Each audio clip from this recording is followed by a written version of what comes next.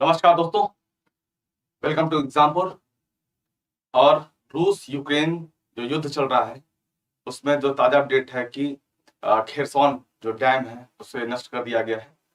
हालांकि उसकी जिम्मेदारी कोई नहीं ले रहा है। ये डैम का एरियल व्यू है, ठीक है।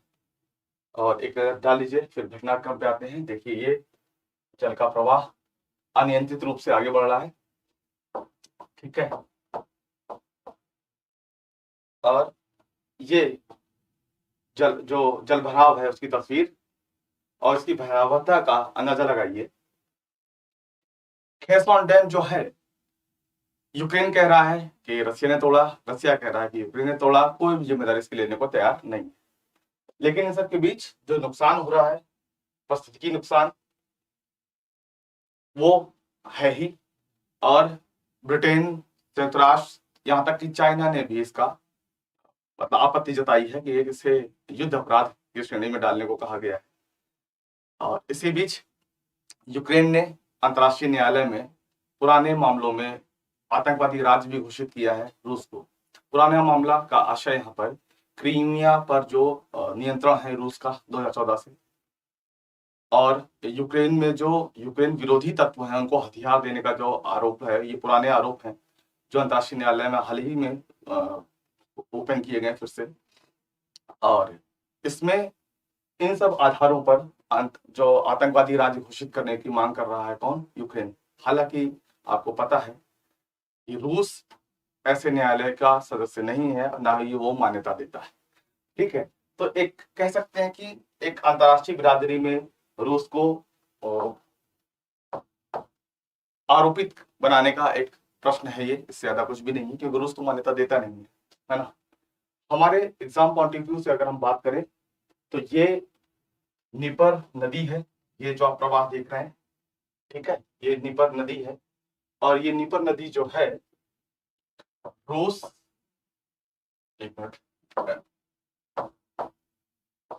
ये नदी रूस, बेलारूस व यूक्रेन में बहते हुए काला सागर में मिल जाती जाकर के। याद रखिएगा, ब्लैक सी, काला सागर, काला सागर में आके मिल जाती है। तो इस नीपर नदी को आप याद रखेंगे, अब चर्चा में है तो याद तो रखना ही है, ठीक है। नीपर नदी। इतना ही नहीं, आपको बताऊं कि बेलारूस और यूक्रेन की ये सबसे बड़ी नदी है। इन दो देशों की अगर बात करें, सबसे बड़ी नदी है, ठीक है। ये सबसे बड़ी नदी है रूस और यूक्रेन की। अब यहां पर आप देख रहे हैं जो जेपोरिजिया न्यूक्लियर पावर प्लांट, हाँ, यहाँ पे जो वाटर का ये न्यूक्लियर प्लांट है, कूलेंट का काम करता है। यहाँ पर जो ये इस नदी का जो जल है, इस कूलेंट का काम करता है, ठीक है। अब ये भी प्रभावित होगा कहीं ना कहीं, है ना। तो इस ये भी एक चिंता है। और ये जो डैम डिस्ट्रॉय किया गया है, डैम जो तोड़ा गया है, इससे जल भराव की स्थिति हो जाएगी। तो एक जगह कृषि जो जल भराव से बर्बाद होगी और एक जगह कृषि सूखे से मतलब सिंचाई के अभाव में बर्बाद होगी, ठीक है। आदमी का, जीव जंतु का, परिस्थितिकी नुकसान जो है सो है ही, है ना।